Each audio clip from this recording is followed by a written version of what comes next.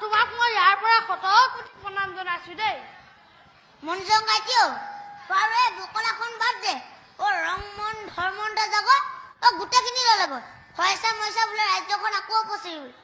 ইয়াত যদি দেৰি কৰি থাকিলে পিছত হাবি ভাঙি খেতি মাটি মুকলি কৰিব লাগিব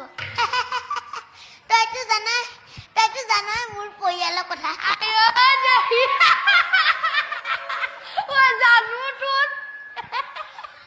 জানো পাতি ধাইয়ে দুধাৰি কৈ